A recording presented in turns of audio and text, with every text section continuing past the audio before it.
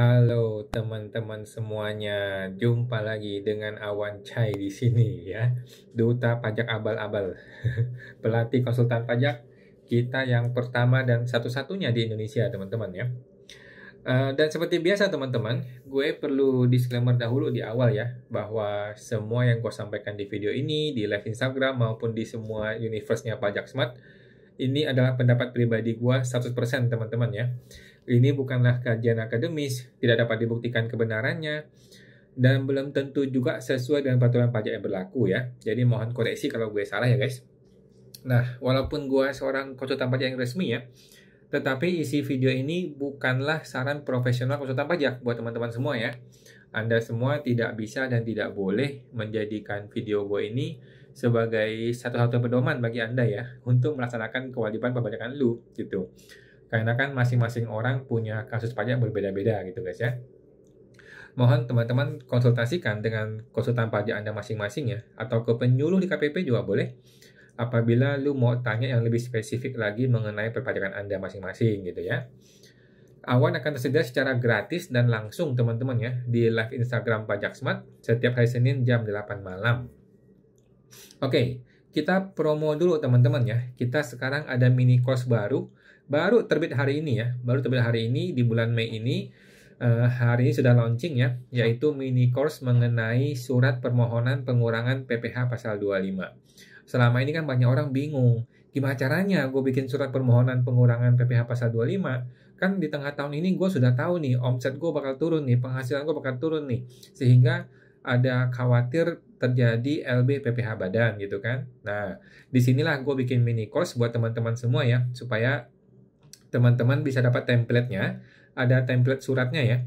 Ada template isi suratnya yang nanti tinggal di copy paste aja di komputer teman-teman masing-masing ya. Sehingga teman-teman bisa membuat surat permohonan ini secara mandiri. Oke? Manfaatnya masa promo ini teman-teman ya. Tinggal teman-teman masuk aja ke website yang namanya www.pph25.com ya.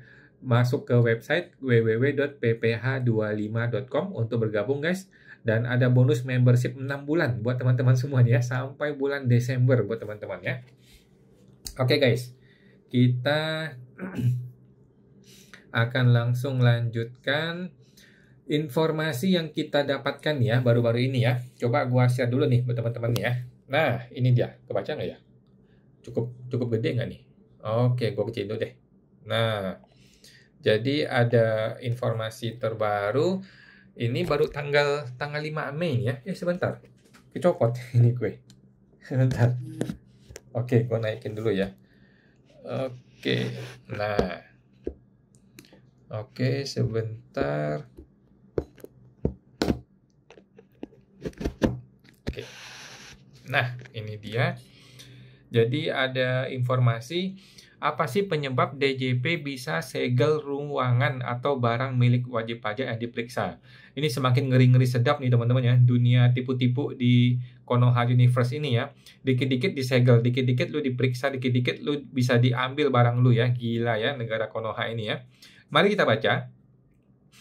Jadi pemeriksaan pajak itu sekarang berwenang untuk melakukan penyegelan untuk mengamankan buku catatan dokumen dan benda-benda lain yang bisa memberikan petunjuk terkait kegiatan usaha wajib pajak. Penyegelan ini dilakukan pemeriksa pajaknya agar buku catatan dokumen dan benda-benda lain dimaksud itu tidak dipindahkan, tidak dihilangkan, tidak dimusnahkan, diubah, dirusak, ditukar atau dipalsukan oleh wajib pajak ya. Penyegelan adalah tindakan menempatkan tanda segel pada tempat atau ruangan tertentu serta barang bergerak dan atau tidak bergerak, termasuk media penyimpanan data dan akses data yang dikelola secara elektronik dan benda lain yang digunakan atau patut diduga digunakan sebagai tempat atau alat untuk menyimpan buku catatan dokumen termasuk data elektronik dan benda-benda lain ya. Ini adalah pasal 1 angka 33 PMK 15 mengenai pemeriksaan pajak. Terdapat 3 kondisi yang membuat pemeriksa itu bisa melakukan penyegelan ya. Pertama, penyegelan dilakukan oleh pemeriksa bila WP yang diperiksa tidak memberikan kesempatan kepada pemeriksa untuk memasuki dan memeriksa tempat barang bergerak dan atau barang tidak bergerak yang dipandang perlu untuk pemeriksaan. Tempat itu contohnya tempat penyimpanan dokumen yang menjadi dasar pembukuan.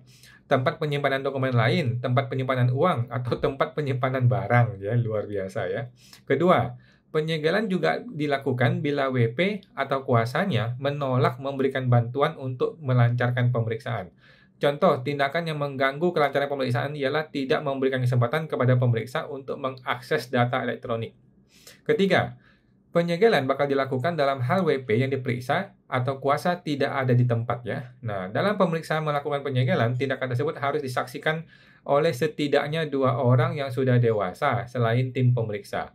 Kegiatan penyegelan harus dilaporkan dalam berita acara penyegelan. Berita acara penyegelan itu harus dibuat 2 rangkap ya. Rangkap kedua dari berita acara diserahkan kepada WP atau wakil atau kuasa atau pegawai atau anggota keluarganya. Perlu dicatat, WP dilarang membuka segel sendiri.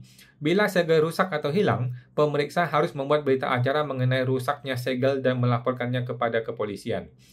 Segel baru akan dibuka bila wajib pajak atau wakil memberikan izin kepada pemeriksa untuk membuka atau memasuki tempat atau ruangan bergerak yang disegel tersebut ya, dan atau bila terdapat permintaan dari penyidik yang sedang melakukan penyidikan. Lebih lanjut, pembukaan segel harus disaksikan oleh setidaknya 2 orang dan bukan merupakan bagian dari tim pemeriksa ya. Harus ada berita acara. Oh, luar biasa ya. Semakin gila ya, teman-teman ya. Semakin gila, semakin ngeri-ngeri sedap ya dunia persilatan di Konoha Universe ini, teman-teman ya. Jadi, bagaimana kalau Anda didatangin petugas pemeriksa pajak, kemudian dia mau nyegel barang lu atau mau nyegel kantor lu gitu ya? Jadi gini, gini teman-teman ya. Kalau gue kasih saran kepada klien gue ya, jangankan dia mau segel, menyentuh rumah gue aja tidak boleh, menyentuh pagar pintu dari kantor gue aja tidak gue izinkan ya. Jangankan dia mau segel komputernya, mau segel meja, kursi atau ruangan dokumen, jangankan mau itu, mau masuk pun tidak akan gue perbolehkan. Begitu teman-teman ya. Oke. Jadi kalau kita memperbolehkan si oknum pajak ini masuk, maka dia bisa menyegel. Kalau kita tidak memperbolehkan dia masuk, maka dia tidak boleh menyegel. Kan gitu, sesimpel itu teman-teman ya. Nah, pertanyaannya adalah apa yang akan dia lakukan kalau kita tidak memperbolehkan dia masuk? Yang dia lakukan adalah gigit jari, teman-teman ya. Nah, ini sama halnya ketika gue tidak boleh masuk ke kantor pajak. Ketika gue tidak boleh masuk kantor pajak, apa yang gue lakukan? Ya gue pulang, gue nggak bisa ngapa-ngapain teman-teman ya. Sama halnya dengan si oknum petugas pajak.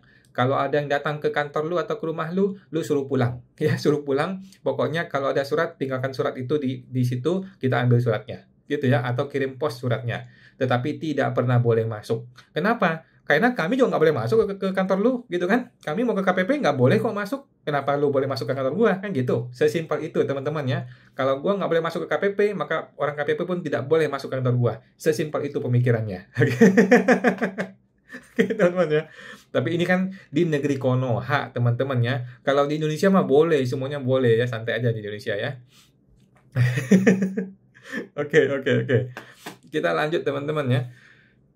By the way, ada putusan Mahkamah Konstitusi, teman-teman ya. Sudah ada putusan Mahkamah Konstitusi bahwa pemeriksa pajak tidak boleh melakukan upaya paksa. Artinya, kalau kita tidak izinkan, jadi tidak boleh masuk, sesimpel itu ya.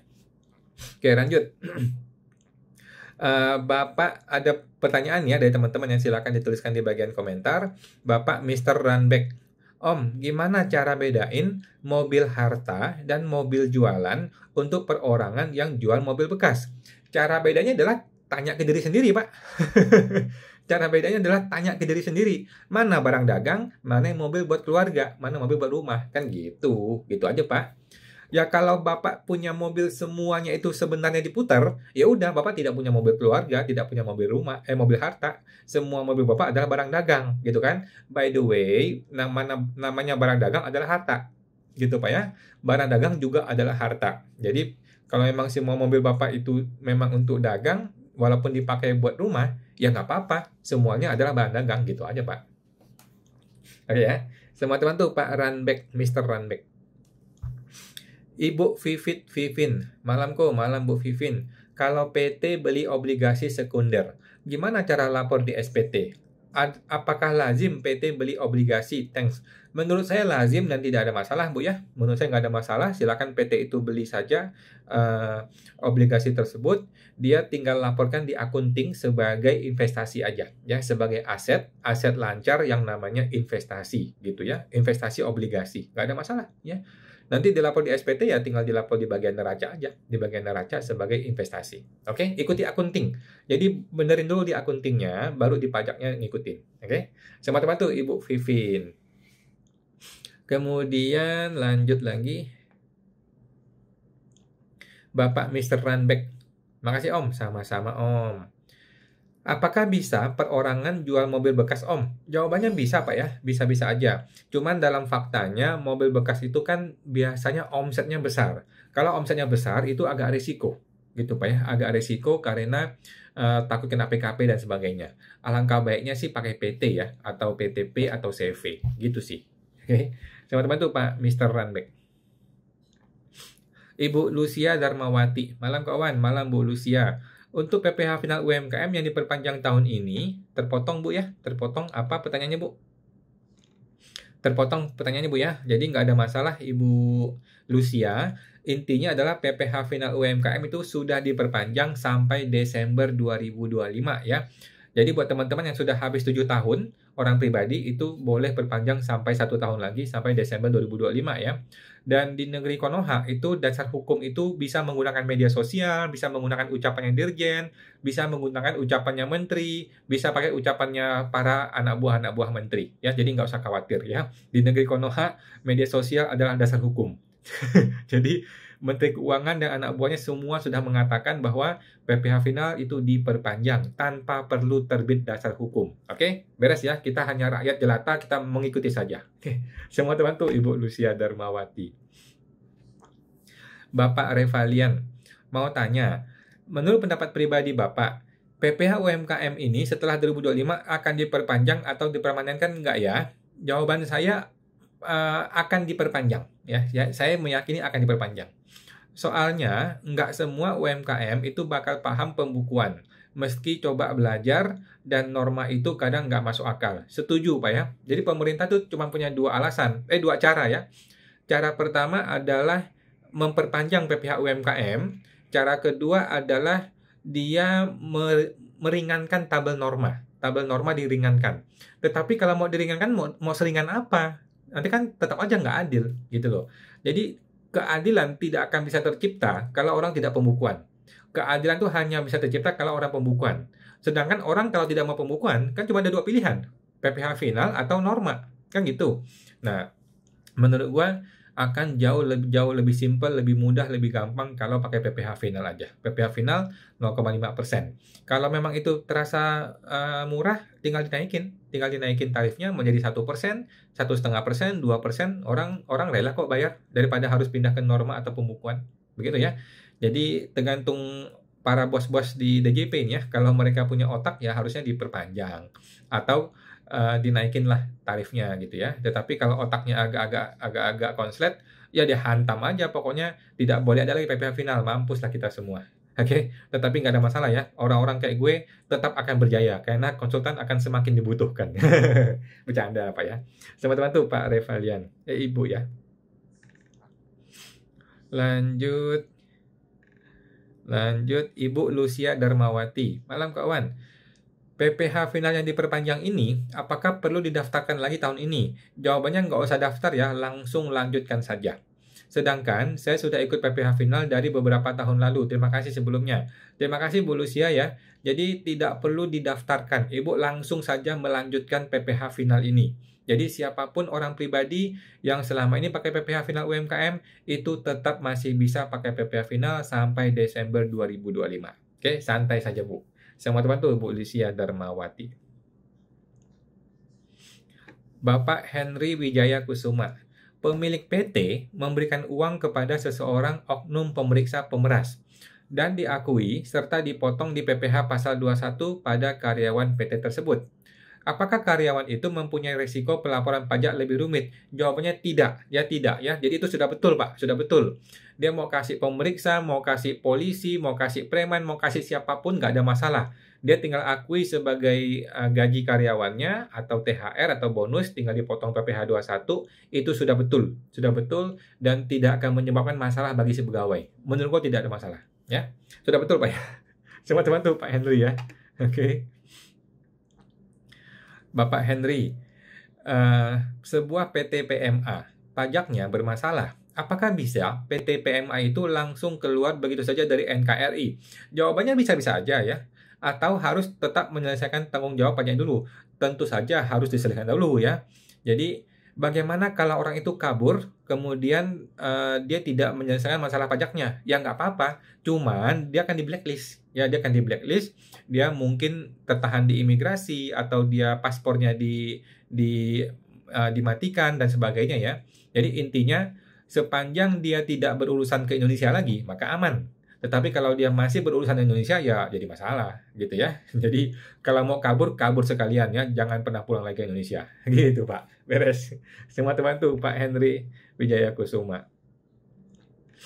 Ibu Salma Talib, kok mau tanya, daftar harta teman saya ada kesalahan keterangan sejak 2023 dan tetap seperti itu sampai sekarang. Kesalahannya adalah salah satu aset yang dijual, tapi yang dihapus justru yang belum terjual. Bagaimana ya? Oke, nggak ada masalah Bu ya. Tinggal pembetulan SPT. Tinggal segera dilakukan pembetulan SPT saja, tinggal diakui aja gitu ya. Nggak ada masalah Bu. Tinggal pembetulan SPT, yang sudah terhapus dikembalikan lagi, yang belum terhapus dihapus sekarang. Jadi nggak ada masalah. Ya, silakan pembetulan. Semua teman tuh Pak Salman Talib. Ibu Susan 9053. Malam Bu Susan, tolong tanya, untuk warisan emas atau perhiasan yang perolehannya tidak diketahui, apakah bayar pajak? Oke, berapa persen? Terima kasih. Oke, jadi gini Bu, supaya tidak kena pajak, ya supaya tidak kena pajak, Ibu harus menentukan tanggalnya, belinya kapan. Oke, contohnya almarhum meninggal tahun 2023, ya udah, Ibu langsung anggap bahwa emas itu dibeli di 2023. Gunakanlah harga 2023. Udah, gitu aja Bu. Ya. Masalah kapan dibelinya kan kita nggak tahu kebenarannya, gitu kan. Tetapi kan faktanya saya dapat nih warisan. Maka warisan itu boleh kita akui sebagai milik ahli waris dengan tahun perolehannya adalah tahun di ketika almarhum meninggal. Gitu ya. Menurut saya sih begitu ya. Dan tidak usah bayar pajak ya. Yang namanya warisan itu tidak usah bayar pajak. Oke, sama teman tuh Bu Susan.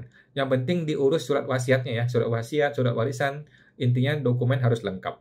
Oke, thank you Bu Susan, semoga terbantu.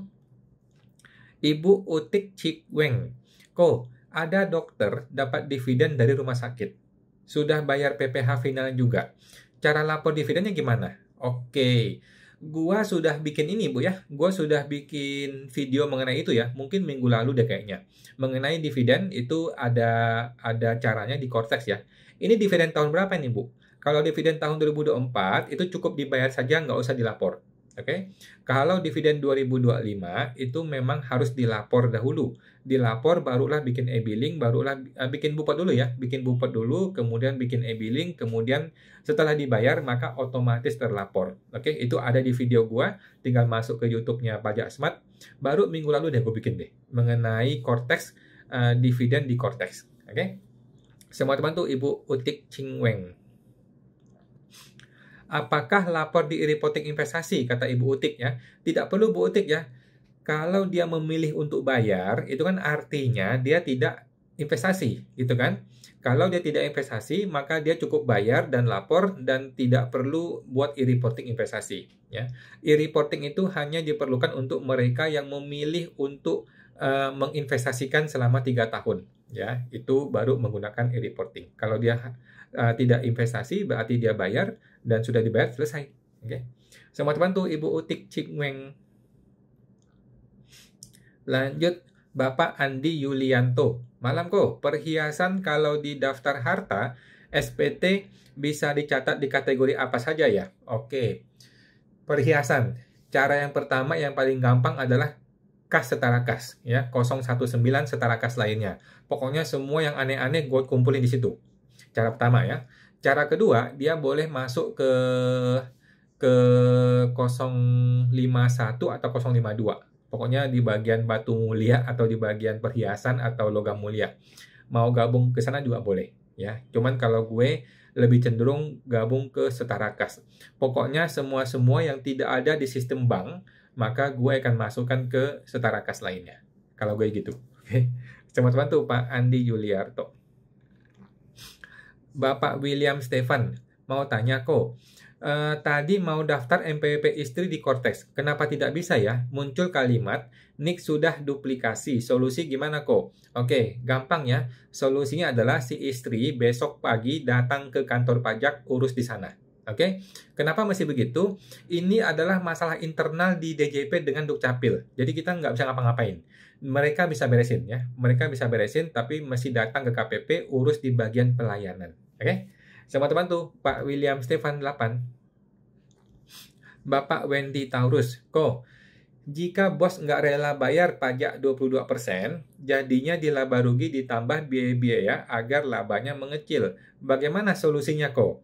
Selain cara menambah biaya, apalagi yang harus dilakukan agar pajak mengecil? Oke, yang mesti dilakukan adalah tidak bisa. Tidak bisa. Tidak bisa ya. Jadi kita mesti mengedukasi si bos bahwa pajak itu memang sudah sewajarnya dibayar ya. Kalau dia melakukan berbagai macam manipulasi, nanti suatu hari akan kena karmanya. Suatu hari akan tiba waktunya dia diperas atau dirampok oleh si oknum pajak. Gitu ya.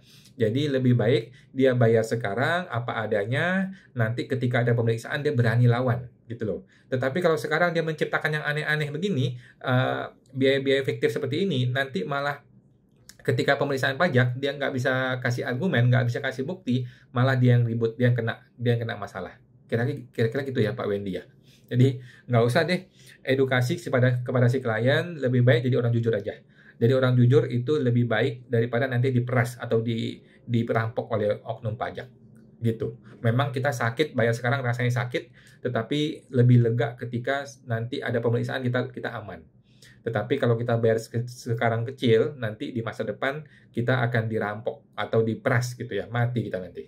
Oke. Teman-teman tuh Pak Wendy Taurus. Ibu Lucia Darmawati tanya lagi kok. Apakah profesi dokter kalau sepi bisa buka usaha alias dagang kok? Jawabannya boleh ya, boleh. Seorang dokter, seorang agen asuransi, itu boleh-boleh saja punya usaha dagang, dan di bagian dagang itu dia menggunakan PPh final UMKM 0,5% itu boleh. Jadi tidak masalah. Ya. Teman-teman tuh, Ibu Lucia Darmawati. Ibu Zindri 074, malam ke Awan. Menurut pengalaman Ko Awan, biasanya apa yang menyebabkan pemeriksaan? Oke, yang menyebabkan pemeriksaan itu adalah suka-sukanya orang pajak. Gitu Pak ya.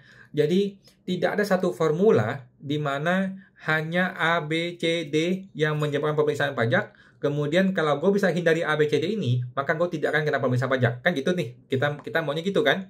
Kita mau cari berbagai variabel yang menyebabkan pemeriksaan pajak, kemudian kita hindari variabel ini, maka kita tidak kena pemeriksaan pajak. Kan gitu. Faktanya nggak begitu, Pak. Faktanya adalah suka-suka orang pajak. Kadang-kadang nggak ada angin, nggak ada hujan, diperiksa pajak. Kadang-kadang sudah mafia bertahun-tahun, tetap tidak kena pemeriksaan. Jadi, tidak ada satu indikator atau variabel yang lebih cenderung diperiksa pajak atau lebih cenderung untuk tidak diperiksa pajak. Jadi, kita harus siap. Intinya adalah kita sebagai wajib pajak, sebagai pengusaha harus siap ketika ada pemeriksaan pajak. Siap dengan data, dokumen, penjelasan, argumen, siap itu semua Pak. Gitu Pak. Jadi dengan begitu kita nggak usah khawatir. Kita nggak usah khawatir mengenai pemeriksaan ini. Gitu. Mau datang ya iya, kalau nggak ya nggak apa-apa. Gitu Pak. Semua teman tuh Pak Zindri 074. Ibu Erina Risyadiani, kok izin tanya, teman saya punya NPWP 2019, tetapi baru mulai lapor 2024. Apakah tidak apa-apa kok? Nah, jawabannya adalah tergantung hartanya, Bu. Apakah dia punya harta yang diperoleh dari 2019, 20, 21, 22, 23? Nah, kalau hartanya itu tidak ada atau kecil nilainya, maka nggak usah pusing, langsung tembak ke 2024. Tetapi kalau dia sudah punya harta, ada mobil, ada motor, ada rumah, ada apartemen, ada saham, ada tabungan, deposito, maka ini perlu ketemu konsultan pajak. supaya dia bisa dicek dulu apakah dia perlu laporan mundur 2024, 2023, 2022 dan sebagainya. Gitu Bu ya. Jadi keputusan untuk melaporkan SPT 1 tahun atau 2 tahun atau 3 tahun mundur itu tergantung dari hartanya. Gitu Bu ya. Nah, begitu. Oke. Sama-teman tuh Ibu Erina Risyadiani. Bapak Salman Talib, soal daftar harta yang salah tadi, misalnya dilakukan perubahan sesuai kondisi aslinya, apa ada konsekuensinya? Menurut saya nggak ada konsekuensi Pak ya, jadi sudah betul. Jadi yang benar yang salah kita benerin, dan sepanjang total hartanya masih seimbang, seharusnya tidak masalah. Ya, jadi kalau dia buang harta senilai 100 juta, masuk lagi harta 100 juta, nggak ada masalah, gitu kan? Tetapi kalau dia buang 100, tiba-tiba yang masuk 500, nah jadi masalah. Jadi yang mesti diperhatikan adalah nilai total hartanya mesti cocok. Oke? Semua teman tuh Pak Salman Talib. Bapak Henry Wijaya Kusuma. Sekarang nih inflasi tinggi, ingin beli emas, lantak ke toko emas. Nanti 10 tahun lagi mau dijual agar nilai uang rupiah tidak susut. Apakah harus lapor pajak? Jawabannya harus ya, lapor. Daripada uang rupiah kita tergerus inflasi. Oke Pak, jadi nggak ada masalah ya. Bapak boleh tukarkan uang Bapak menjadi emas, menjadi perak, menjadi saham, atau kripto, atau apapun. Itu semua harus dilapor ya. Kalau emas dilapor sebagai emas di kode 052 kalau nggak salah ya, yang namanya logam mulia. Cuman kalau saya lebih cenderung lapor emas sebagai setara kas biar nggak usah pusing dengan capital gain. Oke, teman-teman tuh Pak Henry Wijaya Kusuma. Bapak Wayoga, kalau mau tutup perusahaan yang harus disiapkan apa aja terutama dari sisi pajaknya. Oke. Menurut saya nggak usah tutup Pak ya, batalkan rencana Bapak ya. Batalkan rencana Bapak, itu perusahaan nggak usah ditutup. Perusahaan tuh dibikin SPT nihil saja setiap tahun ya. Cuman setahun 1 kali lapor, tinggal klik, lapor selesai gitu Pak ya. Kenapa begitu? Karena kalau tutup perusahaan itu akan diperiksa pajak ya. SOP resmi standar dari tutup perusahaan adalah akan ada pemeriksaan. Jadi menurut saya tidak usah menantang orang pajak untuk pemeriksaan, nggak usah ya. Jadi nggak usah tutup Bu ya Pak ya. Nah, kalau tutup malah repot ya. Jadi biarkan NPWP tetap hidup, biarkan dia mati suri, biarkan dia lapor setiap tahun SPT nihil. Udah gitu aja. Oke, teman-teman tuh Pak Wayoga. Bapak Wayoga, berikut untuk pengambilan modal sahamnya dan penjualan asetnya gimana Oke, jadi yang pertama adalah aset ya. Aset jual semua aja. Kemudian sisanya kan uang nih. Sisanya uang tarik semua aja dah. Tarik semua aja ya. Tarik semuanya aja uang. Jadi modal dibikin 0 aja. Ya, modal dibikin 0 aja, tarik semua uangnya ya sudah. Tetapi tetap lapor SPT tahunan nihil setiap tahun gitu ya. Karena kalau tutup NPWP, bayarnya mahal. Bayarnya juga mahal, udah gitu kena pemeriksaan pajak. Gitu ya. Jadi kita ngabisin waktu, tenaga, uang untuk sesuatu yang sudah tidak bernilai. Gitu ya. Oke. Teman-teman tuh Pak Wayoga. Bapak Stefan 7. Bisa nggak WPOP meminta diperiksa secara voluntary? Boleh-boleh saja Pak ya, tetapi orang pajak punya kebebasan ya. Jadi ingat, orang pajak itu bebas. Dia mau periksa kita boleh, dia mau tidak periksa kita boleh. Kita tidak bisa memaksa orang pajak. Tolong dong periksa saya, nggak bisa paksa ya. Tolong dong jangan periksa saya, nggak bisa paksa. Ya, jadi kita boleh-boleh aja kirim surat nih, boleh aja nih kirim surat kepada orang pajak, Pak, minta tolong dong saya diperiksa supaya saya tidak mau melewati 2 tahun, 3 tahun nanti malah kena denda gede gitu ya. Boleh-boleh saja. Tetapi apakah orang pajak wajib ikuti maunya kita? Tidak juga ya. Terserah orang pajak. Mau periksa? Boleh. Mau nggak periksa? Boleh. Mau ikuti keinginan kita? Boleh. Mau tidak ikuti keinginan kita? Juga boleh ya. Orang pajak itu bebas. Semua teman tuh Pak Stefan 7. Bapak Zindri 074. Kawan, jika pajak reklame, apakah bisa dibiayakan ya? Jurnalnya gimana ya? Menurut saya bisa Pak ya. Menurut saya bisa ya. Tinggal di jurnal debitnya adalah beban pajak reklame, kreditnya adalah bank atau kas ya. Debitnya adalah beban pajak reklame, kreditnya adalah bank atau kas. Sesimpel itu. Oke. Semua teman tuh Pak Zindri 074. Bapak Jan Mulia, Kak, saya mau tanya, untuk PPh 25 kemarin saya buat nihil, apakah salah? Nah, salah nggak salah tergantung SPT-nya, Pak ya. Kita mesti lihat dulu SPT tahunan Bapak. SPT tahunan Bapak ini apakah ada PPh badan? Kalau ada nilai PPh badan, biasanya sih ada PPh 25 tahun berikutnya. Oke. Tetapi kalau SPT Bapak itu tidak ada PPh badannya atau bahkan rugi gitu ya, maka otomatis tidak ada PPh 25 tahun berikutnya. Oke, Pak ya. Jadi mesti buka dulu SPT-nya. Selamat bantu Pak Jan Mulia. Bapak Gumelar Fawas. Halo, saya baru selesai wisuda D3 pajak. Apakah bisa jadi konsultan pajak pemula? Jawabannya bisa banget, Pak ya. Bisa banget. Kalau mau gabung ke kita juga boleh, Pak ya. Tinggal hubungi ke manajer kita, Ibu Nana. Oke, selamat bantu Pak Gumelar Fawas. Bapak MZ Nil. Selamat malam kawan, malam Pak Zinil. Saya kena SP2DK tentang uang di rekening saya. Kantor pajak bisa dapat data EOI dari bank, sedangkan rekening sudah ditutup. Mereka mengenakan tarif pasal 17. Apa ada cara lain? Jawabannya ada ya, ada cara lain. Bapak coba cari konsultan pajak. Oke, yang paling gampang adalah kita mesti mengungkapkan yang benaran bagaimana. Oke, jadi kan ditemukan data rekening itu kan tidak sama dengan ditemukan penghasilan.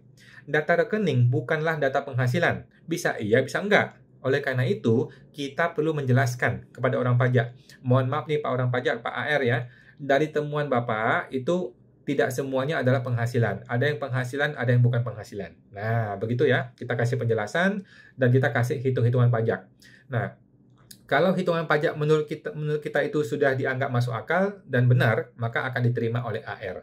Tetapi kalau AR tidak setuju ya kita tanya balik, Bapak AR maunya gimana? Kan gitu. Tetapi kalau dipaksakan semuanya pasal 17, orang nggak sanggup. Orang ngamuk. Nah, kalau orang ngamuk kan nggak ketemu nih. Kalau nggak ketemu nanti ribut. Kalau ribut kayak gue ke pengadilan kan pusing ya. Jadi ya, orang pajak juga tidak mau ribut. Jadi carilah angka win-win solution gitu ya. Cari win-win solution yang mana enak buat orang pajak, enak buat kita. Gitu Pak ya. Cari ketemu angka yang deal, yang enak, yang pas. Gitu ya. Semua teman tuh Pak Jitnil. Bapak Wendy Taurus, kok PT ambil dividen dari anak perusahaan PT juga. Apakah kena potong PPh dividen atau free dividen? Jawabannya adalah free dividen ya. Sepemahaman saya, PT yang terima dividen dari PT itu tidak kena pajak. Jadi tidak dipotong pajak dan juga tidak perlu lapor mandiri dan juga tidak perlu lapor e-reporting investasi. Tidak perlu. Itu sudah sesuai dengan PMK 18 ya di Undang-Undang Cipta Kerja. Oke. Selamat bantu Pak Wendy Taurus. Ibu Valeri Adeline Wijaya, malam kok. Misal ada 8 bank deposito belum lapor di pajak. Apakah boleh masuk di setara kas lainnya di SPT? Jawabannya adalah boleh ya, tetapi kalau saya lebih cenderung itu dirinci. Saya lebih suka dirinci. Supaya apa? Supaya kita gampang. Orang pajak juga gampang, konsultan juga gampang gitu ya. Jadi kalau kita punya 8, kita rinci satu persatu kan gampang tuh, nggak susah kan. Tetapi kalau kita gabungkan, suatu hari orang pajak telepon kita nih, Pak, Ibu, tolong dong jelasin setara kas ini apa aja isinya. Mateng kita bingung. Dulu itu berapa rekeningnya? 8 atau 9 ya? Nah, nanti kalau 8 yang mana berapa, yang itu berapa ya? Nah, repot Pak, Bu ya. Jadi kalau saya lebih suka dirinci. Semakin rinci, semakin bagus. Kitanya gampang, orang pajak pun gampang. Oke? Thank you Ibu Valeri Adeline Wijaya. Semoga terbantu. Bapak Alfansin, Pak, ada perusahaan melaporkan SPT badan menggunakan laporan audited KAP. Apakah boleh Pak secara ketentuan? Jawabannya memang harus begitu Pak ya. Memang harus gitu ya. Jadi SPT badan itu harus menggunakan audited. Memang begitu seharusnya. Jadi laporan internal kita kan diaudit. Setelah diaudit kan ada laporan audited tuh. Ya itu yang dipakai. Itulah yang dipakai. Oke, sudah betul Pak ya. Sudah terbantu. Semoga terbantu Pak Alfansin. Ibu Valeri Adeline Wijaya. Malam kok, malam Bu Valeri. Misalnya Papa hibah uang 500 juta kepada saya. Di SPT Papa, di bagian harta, itu belum tertulis ada harta segitu. Apakah bisa dari omset penjualan dari 1 tahun? Jawabannya bisa-bisa aja ya. tulisan di SPT Papa apa ya? Jadi kalau memang si Papa itu menghasilkan itu dari UMKM, dari dagang, ya tinggal dilapor aja dagangnya. Ya bisa aja dagang itu punya omset anggaplah 1,5 M atau 2 M gitu ya. Dari 2 M itu dia menghasilkan anggap 30%. Ya potong-potong biaya-biaya hidup ya sekitar 500 juta gitu. Kira-kira gitu ya. Boleh-boleh saja diakui sebagai penghasilan dari omset UMKM. Nanti tinggal ditulis omsetnya berapa ya? Omset Januari berapa? Omset Februari berapa gitu. Kemudian tinggal dikalikan pajak setelah melewati 500 juta ya, dikalikan 0,5%. Kira-kira begitu. Oke. Sama teman tuh Bu Valeri Adalin Wijaya. Bapak Yana Maulana, kok PT sudah lebih dari 4,8 miliar. Lapor pakai 22% dan fasilitas 11%. Namun PT ini belum PKP karena berbagai alasan. Bagaimana menurut Anda? Menurut saya itu adalah salah ya. Begitu melewati 4,8 M, maka dia sudah harus PKP ya. Tapi negara kasih kelowongan waktu ya. Boleh bulan depan, boleh maksimal sampai Desember. Pokoknya setelah dia melewati 4,8 M, dia punya waktu untuk mempersiapkan diri sampai bulan Desember, barulah mengajukan PKP. Itu begitu, Pak ya. Nah, jadi tidak boleh PT itu lapor punya omset di atas 4,8 M, kemudian dia tidak jadi PKP. Itu salah itu. Itu ibaratnya orang bodoh gitu ya. Jangan gitu, Pak ya. Pokoknya kalau lapor di atas 4,8 M, maka otomatis harus menjadi PKP. Semua teman tuh Pak Yana Maulana. Bapak MGS Farid, kok izin tanya, PPh 25 wajib atau tidak kok? Nah, ini ada di mini course saya ya, ada di mini course gue yang namanya www.pph25.com ya. Teman-teman silakan ikut atau beli ya ke mini course kita www.pph25.com. Jadi gini, pada prinsipnya PPh 25 itu perlu dibayar. Itu dulu nih, satu nih ya, kita masih paham. PPh 25 itu bukan pilihan. PPh 25 itu pada prinsipnya wajib dibayar. Tetapi angka PPh 25 tidak harus mengikuti rumus baku.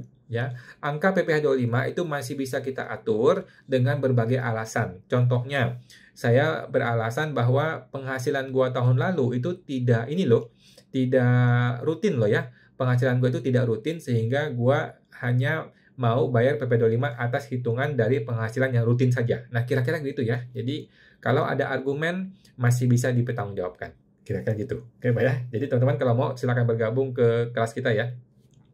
Sama teman tuh Pak MGS Farid. Bapak Ibu Revalian. Tadi Ibu Erina nanya soal SPT mundur. Harta yang wajar agar lapornya 1 tahun aja kira-kira berapa, Pak? Oke, menurut saya nih Bu ya, menurut saya kalau harta di bawah 500 juta, itu masih bolehlah kita tembak 1 tahun, gitu ya. Tetapi kalau harta sudah miliaran, gue sih biasanya saranin orang lapor mundur 2 tahun atau lebih, gitu ya. Jadi 1 tahun gue hanya batasin kira-kira maksimal 500 juta kenaikan hartanya, gitu. Kalau lebih dari itu, maka cenderung gue akan sarankan orang lapor mundur, ya. Batasannya 500 juta. Oke. Sama teman tuh Bu Revalian. Bapak Jan Mulia, PPh 25 LB apakah dijadikan KB atau nihil juga boleh? Kalau saya nihil boleh, Bu, Pak, KB juga boleh ya. Jadi tidak harus jadi tidak harus jadi KB ya. Boleh juga nihil. Kalau nihil kan berarti kita betul-betul dipas-pasin, itu nggak ada masalah. Boleh-boleh saja. Oke, semua teman tuh Pak Jan Mulia. Bapak Zidnil, tabungan 2021. Apakah bisa saya pembetulan di 2019 dan 2020? Jawabannya boleh saja ya. Jadi gini, kita harus lihat itu uang 2021 berasal dari mana. Nah, kalau dia berasal dari 2019, 2020, 2018, kita boleh pembetulkan. Kita buktikan bahwa harta itu sudah ada sebagian di 2020, 2019, 2018. Nah, kalau 2019 sudah selamat tuh. Tetapi kalau 2020 masih perlu kita pertanggungjawabkan. Ya, karena 2020 belum kadaluarsa pemeriksaan. Oke. Sama teman tuh Pak Zidnil. Bapak Athens 007218. Capital gain dari jual logam mulia bayar pajak berapa persen kok? Bayar pajaknya adalah PPh orang pribadi progresif ya, yang 5%, 15, 25, 30, 35 gitu ya. Jadi menggunakan tarif PPh orang pribadi progresif. Semua terbantu Pak Athens 007218. Bapak Zelos 894. Kalau kita beli saham 2021 seharga 200 juta, tetapi harganya turun jadi 100 juta di tahun 2026. Lapor hartanya di SPT gimana kok? Oke, kalau saya apa ya? Kalau saya tetap lapor 200 juta. Jadi kalau nilainya turun, gua tetap lapor dengan nilai perolehan. Supaya apa? Supaya hartanya tidak turun, gitu ya. Tetapi kalau hartanya naik, gue juga sama sih, juga sama. Gue akan lapor dengan nilai yang perolehan ya, nilai perolehan karena asumsinya belum dijual. Nah, tetapi kalaupun kita menggunakan harga pasar juga tidak masalah karena saham itu kan tidak kena pajak. Bukan, saham itu sudah kena pajak ya. Saham itu ketika dijual sudah kena pajak. Jadi kalau naik itu boleh disesuaikan ataupun tetap sama, tetapi kalau turun, gue tidak turunin. Gue tetap menggunakan nilai yang sama dengan tahun sebelumnya. Tahun perolehan maksudnya. Semua terbantu Pak Jelos 894. Bapak Wayoga. Untuk pemegang sahamnya gimana kok? Perlu diubahkah kalau hartanya dikosongin semua di perusahaan tadi? Tentu saja nggak perlu ya. Kan dia tidak ada perubahan pemegang saham ya. Kalau dia tidak ada perubahan pemegang saham, maka tidak usah diubah ya. Kalau dia mau bikin akte notaris perubahan modal itu boleh dibikin jadi 0 atau 1 rupiah atau berapa gitu, itu boleh ya. Tetapi tidak perlu melakukan perubahan pemegang saham sih. Kan tidak ada perubahan pemegang saham. Oke. Semua teman-teman Pak Wayoga. Bapak Wayoga. Karena modalnya dinolkan. Iya ya. Modal dinolkan. Nggak apa-apa sih Pak. Kalau mau ke notaris boleh. Cuman kalau udah malas notaris ya udah nggak usah. Langsung hajar aja. Thank you Pak Wayoga. Ibu Meili Halim, malam kawan, malam Pak Ibu Halim. PT Neraca di SPT dari 2013 sudah nihil. Sekarang kalau PT mau ditutup gimana ya kok? Menurut saya nggak usah Bu, nggak usah tutup ya. Karena tutup PT itu bayarnya mahal. Bayar untuk tutup PT sama dengan harga mendirikan PT. Jadi mahal ya. Yang kedua adalah kalau tutup PT akan diperiksa pajak. Jadi nggak usah cari gara-gara, nggak usah. Ya, jadi biarkanlah PT itu dilapor nihil setiap tahun. Nah, nanti nih kalau ada TA ya, kalau nanti ada tax amnesty, ikutlah TA. Setelah ikut TA boleh dia tutup kalau dia mau ya, tutup MPP. Walaupun ada pemeriksaan itu hanya kena pemeriksaan di tahun terbaru aja, nggak sampai 5 tahun mundur. Kira-kira gitu. Oke, semua teman tuh Ibu Meli Halim. Bapak Wendy Taurus, kok jika PT ingin minta pengurangan PPh pasal 25, bagaimana prosedurnya? Nah, prosedurnya ada di ini.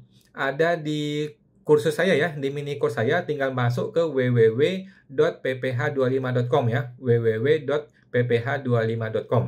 Atau besok pagi akan terbit videonya. Besok pagi akan gue terbitin video mengenai tata cara mengenai pengurangan PPh 25. Ya Pak ya, besok pagi atau siang deh ya, akan diterbitin videonya. Akan lebih bagus lagi kalau Bapak mau gabung langsung ke mini course-nya ya. Atau kalau yang sudah jadi membership itu sudah otomatis. Okay? Semua teman tuh Pak Wendy Taurus. Bapak Yanti, Ibu Yanti 9YS9, kok mau tanya. CV berdiri Agustus 2022. Batas akhir boleh menggunakan PPh final 0,5%, itu tepatnya berapa tahun ya? Kan CV itu kan 4 tahun ya. CV kan 4 tahun. Berarti 2022, 2023, 2024, 2025 sampai Desember 2025. Oke. Jadi hitung 4 tahun itu adalah tahun pajaknya ya, bukan dari bulan ke bulan. Bukan dari Agustus ke Agustus, bukan ya. Tetapi Agustus 2022 itu hitung 1 tahun, 2023 setahun, 2024 setahun, 2025 setahun sampai Desember 2025. Begitulah cara hitungnya ya, hitung tahun. Semua teman tuh Bu Yanti 9YS9. Ibu Bapak Ati 09 kawan mau tanya. Kemarin saya sudah lapor SPT Badan, tetapi ternyata neracanya ada yang salah. Ini bisa langsung pembetulan aja kah? Atau lapor ke AR dulu? Mau pembetulan, makasih kok. Jawabannya adalah langsung saja Pak Ati ya. Langsung saja pembetulan. Nggak usah ngobrol-ngobrol sama AR, nggak perlu ya. Langsung saja pembetulan saja. Yang benar yang bagaimana, tinggal klik submit, selesai. Gitu ya. Nggak usah ngomong sama AR, nggak perlu. Semua teman tuh Pak Ati. Bapak MGS Farid, Ko, jika PPh badan LB karena kredit pajak, apakah tetap kena PPh 25, Ko? Nah, untuk menjawab ini, itu harus dilihat dulu SPT-nya, Pak. Kalau LB itu sepenuhnya gara-gara PPh 2322, maka dia sudah tidak perlu lagi PPh 25 tahun depan. Tetapi kalau LB itu sebagian gara-gara PPh 25 juga, maka tahun depan dia perlu bayar PPh 25. Kira-kira gitu ya. Nah, teknisnya bagaimana? Bapak mungkin boleh gabung ke mini course kita ya, ke mini course kita www.pph25.com. Oke. Selamat bantu Pak MGS Farid. Ibu Lisa Mona 1183. Malam kawan. Sudah lapor SPT badan. Sudah lapor sebenarnya. Tetapi masih ada tantrum dan trauma. Mohon masukan kok biar semangat. Nggak usah khawatir Bu ya. Move on aja. Nggak usah pusing. Yang sudah kita laporkan itu bisa kena periksa, bisa juga tidak. Ya, kalaupun diperiksa belum tentu kita bersalah. Ya, nggak usah khawatir ya. Move on aja, move on. Oke, teman-teman tuh Bu Lisa Mona ya. Namanya hidup kan, kadang di hidup ini kita di atas, kadang di bawah, kadang kita lancar, kadang kita kena periksa, itu hal yang wajar. Oke, thank you Bu Lisa Mona. Bapak Denson Sugianto, apakah Natura bisa dibiayakan Pak? Jawabannya bisa ya. Natura itu adalah beban gaji ya, beban gaji strip Natura. Jadi boleh-boleh saja, yang penting dihitung PPh 21-nya. Oke, teman-teman tuh Pak Denson Sugianto. Bapak Henry Wijaya Kusuma, sudah pasang reklame di jalan dan sudah bayar pajak daerah. Ternyata dilepas oleh Satpol PP dengan alasan melanggar Perda. Kok aneh? Negara ini aturannya tidak satu komando ya? Oh, iya memang begitu Pak. Bapak baru tahu. Si Jokowi, si Prabowo ngomongnya apa, si anak buah ngomongnya apa, nanti jubir ngomongnya apa. Begitulah negeri Konoha ya. Nggak usah khawatir, nggak usah aneh. Memang begitu keadaannya. Mau gimana lagi? Sama teman tuh Pak Henry. Santai Pak, santai. Sabar. Bapak Zindri 74, malam kok. Ada CV jual sembako. Pembukuan dan dari segi omset besar. Sudah PKP. Margin per item itu ada yang nggak sampai 1%. Apakah nanti ditanyakan AR ya? Kenapa marginnya tipis? Jawabannya bisa iya, bisa enggak. Jadi AR itu bebas ya. AR itu bebas, mau tanya kita boleh, mau nggak tanya kita juga boleh.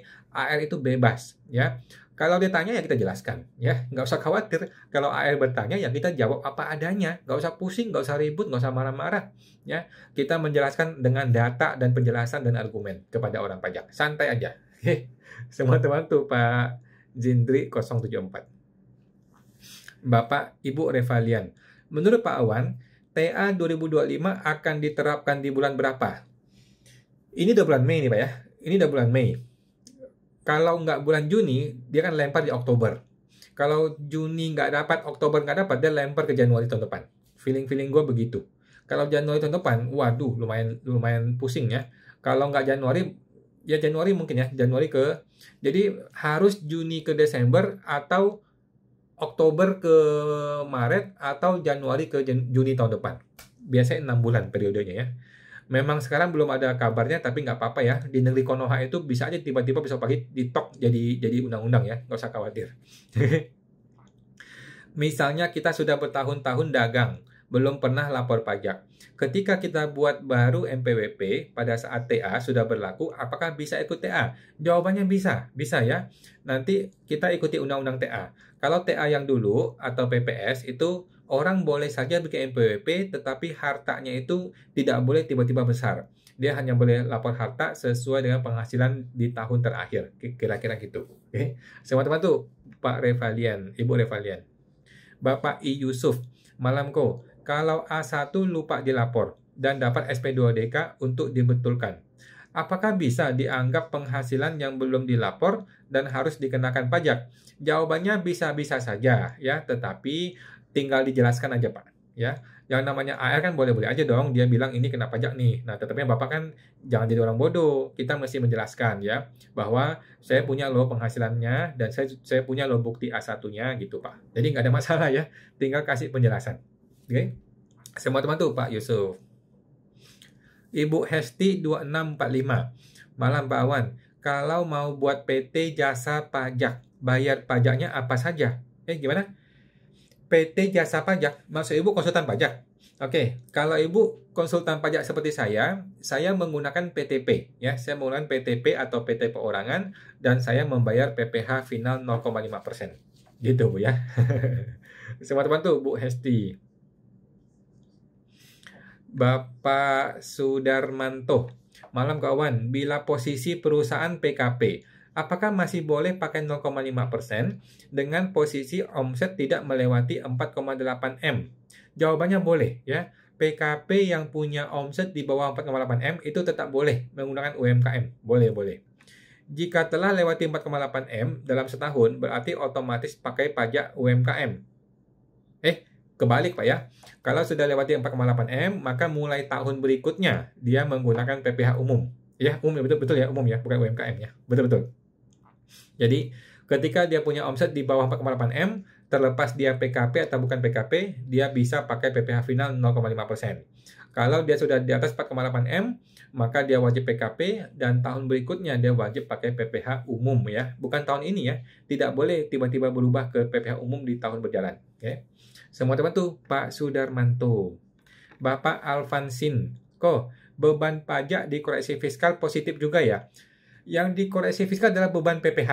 Pak ya. Jadi beban pajak penghasilan itu yang dikoreksi fiskal. Sedangkan pajak PBB itu boleh dibebankan. Pajak STNK, pajak mobil, pajak reklame itu boleh dibebankan. Ya. Yang tidak boleh adalah beban PPh atau beban pajak penghasilan. Itulah yang harus kena koreksi fiskal positif.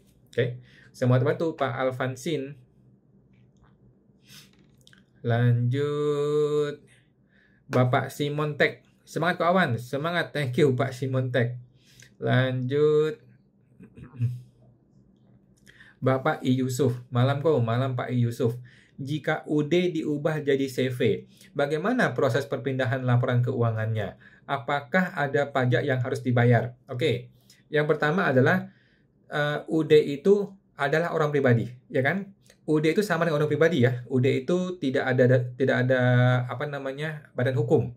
UD adalah sama dengan orang pribadi. Nah, kemudian dia bikin CV. Begitu dia bikin CV, dia menyetorkan modal kepada CV kan. Modal itu bisa berupa uang, bisa berupa barang, ya kan? Setelah dia menyetorkan modal kepada CV, kemudian CV itu beroperasi. Gitu aja, Pak ya. Jadi nggak ada masalah. Hubungan antara si orang pribadi dengan CV itu adalah hubungan kepemilikan modal saja. Oke. Kemudian apakah ada pajak? Jawabannya tidak ada ya. Itu hanya pendirian CV saja, tidak ada pajak yang mesti dia bayar karena tidak ada penjualan. Oke. Semangat teman tuh Pak I Yusuf. Bapak Henry Wijaya Kusuma. Seorang pedagang UMKM cukup ramai, tetapi tidak bisa nabung, tidak bisa menghasilkan harta kecuali satu motor bebek standar. Karena dia harus menopang kehidupan orang tua dan adik-adiknya. Perlukah punya NPWP? Nggak usah Pak, nggak usah. Kalau saya mah, nggak usah. Kalau buat makan aja susah, udah nggak usah pusing yang gini-ginian ya. Fokus pada bisnis. Perbesar bisnisnya. Kalau bisnisnya sudah bagus, sudah bisa profit yang oke, baru ngurusin pajak. Gitu aja Pak. Ya, udah pada pusing. Oke. Semua teman tuh Pak Hendri Wijaya Kusuma. Ibu Heni Gun, malam mau tanya. Kalau CV kekurangan uang, mau bayar supplier, mau pinjam dari komisaris, apakah nanti diharuskan kena bunga? Menurut gue sih tidak, Bu ya, tetapi agak resiko ya. Jadi hutang pemegang saham di PT itulah yang wajib kena bunga. Tetapi kalau CV gimana? Kalau CV itu nggak disebutkan. Ya, nah namun supaya menghindari masalah, mending nggak usah utang piutang Bu ya, nggak usah utang piutang, langsung tambahin modal saja. Jadi si komisaris tambahin modal saja di CV-nya, ya. Jadi dia masukin uang, tambahin modal aja, nggak usah sebagai hutang piutang, nggak usah, sebagai tambah modal aja. Kan CV itu fleksibel modalnya ya. Nanti ketika dia butuh duitnya dia tarik lagi, jadi pengurangan modal gitu. Oke, teman-teman tuh Ibu Heni Gun. Lanjut Ibu Bapak Ati-Ati 09. Kawan, kalau ada 3 orang pemegang saham dalam perusahaan, suami 60, istri 20, anak 20. Apakah boleh di SPT badan semua dividen di suami saja? Nggak boleh ya.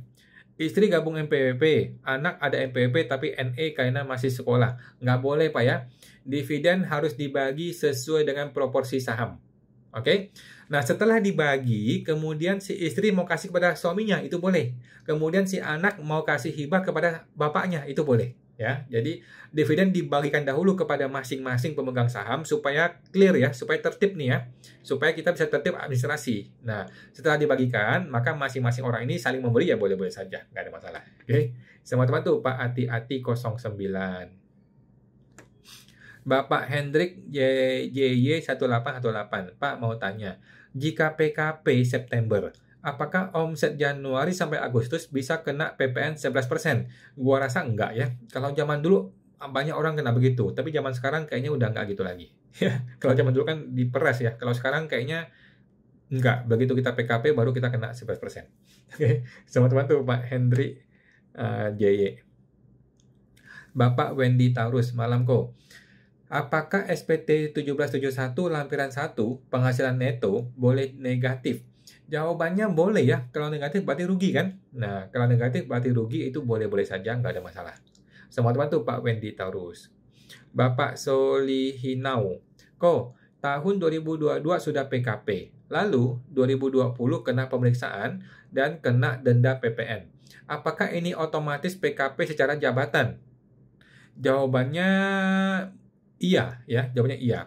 Lalu, apakah yang 2021 juga akan kena denda PPN lagi dengan hitungan PM 80%? Jawabannya iya. Ya. Jadi, kalau 2020 sudah kena PPN, maka otomatis 2021 juga kena, gitu kan. Nah, jadi Bapak mesti berusaha nego sama orang pajak. Berusaha negosiasi bahwa tolong dong 2020 nggak usah PKP, tetapi saya tetap bayar pajaknya. Mau nggak dia? Nah, kalau dia mau berarti beres. Oke? Semua teman tuh Pak Solihinau. Bapak Hendrik JY 1818. Omset Januari sampai Agustus masih di bawah 4,8 M. Tetapi dapat SP2DK disuruh menyertakan PPN 11%. Ya tinggal tanya kepada AR ya Pak ya. Tinggal tanya kepada AR kenapa? Bagaimana hitungan si AR? Kenapa mesti bayar PPN 11%? Gitu Pak ya. Jadi nggak usah marah-marah dahulu, kita tanya kepada AR. Dasar perhitungan dia bagaimana ya. Siapa tahu dia benar, kita salah. Oke? Semua teman tuh Pak Hendrik Jaya 1818. Bapak Hendrik Wendy Taurus. Kok jika secara pajak kas perusahaan itu minus, sehingga harus di jurnal kas pada hutang lain-lain. Oke, ini bagaimana dampaknya? Solusi bagaimana? Jadi gini Pak, kita nggak usah pusing. Kita masih bertanya kepada diri sendiri. Kok bisa kas minus? Dari mana ceritanya kas minus? Ya kan? Jangan-jangan ada penjualan, tetapi uangnya masuk ke pribadi. Nah, jangan begitu. Oke, jadi yang pertama mesti dilakukan adalah bertanya ke diri sendiri. Ini bagaimana ceritanya? Kemudian setelah kita tahu bagaimana ceritanya, baru kita benerin SPT-nya. Oke? Jadi jangan cari solusi kalau kita belum tahu masalahnya apa. Masalahnya adalah ada sesuatu yang nggak beres dengan perusahaan ini. Gitu ya. Apakah selama ini dipakai uang pribadi? Ataukah ada penjualan yang masuk ke kantong pribadi atau bagaimana? Kira-kira gitu ya. Setelah kita tahu bagaimana masalahnya, baru kita benerin SPT-nya. Udah, ikutilah kondisi sebenarnya, nggak usah disetting-setting, nggak usah aneh-aneh. Oke, sama teman tuh Pak Wendy Taurus. Bapak Sudarmanto, malam kawan. Kode 050 jasa pengurusan transportasi yang 1,1% PPN. Apakah PPN diterima dari PPN masukan boleh dikreditkan? Jawabannya boleh dikreditkan apabila orang yang mengkreditkan itu tidak buka 1,1. Oke? Jadi gini, boleh atau nggak boleh mengkreditkan PPN itu tergantung dari PK atau pajak keluaran kita. Kalau kita jualannya 1,1, maka semua PM kita nggak boleh kita kreditkan. Kalau kita jualannya 040 atau 010, maka semua PM kita boleh dikreditkan, termasuk PM yang 1,1%. Kira-kira begitu Pak, cara logikanya ya. Sama-sama tuh Pak Sudarmanto. Lanjut, Bapak Hendrik, makasih Pak. Nanti saya temui AR-nya. Siap, thank you Pak Hendrik. Lanjut, Bapak Henry Wijaya Kusuma. Suatu PT, karyawan sering ambil uang kas. Jurnal kerugiannya gimana ya? Bagaimana Pak? Karyawan ambil uang kas, jurnal kerugiannya nggak bisa jurnal kerugian Pak, masukin sebagai gaji aja ya, masukin sebagai gaji ya. Jadi beban gaji pada kas atau pada bank, nanti beban gaji itu potong PPh 21, suruh dia bayar si karyawan itu. Kira-kira gitu ya. Nggak bisa kita bilang kerugian begitu. Itu harus masuk ke beban gaji dan harus potong PPh 21. Oke? Semoga terbantu Pak Henry Wijaya Kusuma. Oke, terakhir teman-teman ya, sudah tidak ada lagi. Kebetulan pas sekali waktunya teman-teman ya, sudah mau jam 9 pas. Satu lagi nih ya, Bapak Ati. Bapak Ati-Ati. Kok maaf, lanjut yang dividen tadi. Kalau sudah dibagi kepada suami, istri, anak, dividennya ini langsung dipakai beli ruko atas nama suami. Ini kena pajak dividen nggak? Dilaporin investasinya gimana? Makasih banyak kok. Nah, jawabannya adalah ini tidak usah kena pajak dividen karena investasi, gitu kan? Maka ini harus dilaporkan di e-reporting investasi. Ya, Bapak mesti lapor di e-reporting investasi sebagai dividen yang diinvestasikan. Udah gitu aja Pak ya, selama 3 tahun berturut-turut. Oke? Thank you Pak Ati, semoga terbantu. Bapak Sudarmanto, makasih kok. Ini perusahaan adik bergerak di jasa transportasi, buka PPN 1,1%. Berarti tidak boleh mengkreditkan sama sekali ya PPN pembeliannya yang 1,1%. Betul, buang semuanya ya, tidak boleh. Jadi kalau dia jualan 1,1, maka semua PM dia nggak boleh dikreditkan. Selamat terbantu Pak Sudarmanto. Lanjut, Bapak Henry, maksudnya curi uang PT. Kalau curi uang PT, pertama bikin laporan kepolisian dulu ya, bikin laporan kepolisian, kemudian LP itulah yang jadi dasar untuk sebagai menghitung kerugian ya. Berarti kan jurnalnya adalah kerugian pada bank, pada kas gitu ya. Cuman ya mesti ada pengakuan dan sebagainya. Oke. Thank you Pak Henry, semoga terbantu. Oke, Ibu Henny Gun. Kok mantan karyawan ada bantu jualan PT, terus dikasih komisi. Apakah boleh dipotong PPh 21 imbalan yang jasa segala bidang? Jawabannya boleh Bu ya, yang penting pajaknya itu betul, yaitu 2,5%. Gitu ya. Yang penting tarifnya betul. Kalau tarifnya betul, maka itu sudah betul. Oke. Selamat bantu Bu Henny Gun. Bapak Eko, kok kalau penjualan PK campur 1,1 dan 11% bagaimana? Nah, caranya adalah biasanya menggunakan dia mesti lihat nih PM yang masuk ini keluarnya jadi apa. Kalau PM yang masuk itu keluarnya jadi 1,1, maka PM itu nggak boleh dikreditkan. Kalau PM masuk ini keluarnya menjadi PK 11%, maka dia boleh dikreditkan. Ini agak pusing. Jadi biasanya saran gue adalah perusahaan mesti fokus. Kalau perusahaannya fokusnya yang jualan 1,1 itu fokus aja di situ aja, biar nggak usah pusing. Oke. Selamat bantu Pak Eko Yulianto. Oke teman-teman ya, sudah jam 9 lewat. Terima kasih teman-teman semua ya. Buat teman-teman ingat kita baru launching, ada mini course baru ya. Tinggal masuk ke www.pph25.com. Ini mini course mengenai tata cara membuat surat permohonan pengurangan PPh pasal 25 bagi perusahaan ya. Sudah gue bikinin template-nya, tinggal di copy paste aja buat teman-teman semua ya. Tinggal masuk ke website www.pph25.com. Oke teman-teman, itu aja ya. Sampai jumpa Senin depan jam 8 malam. Terima kasih semuanya. Thank you semua. Mari.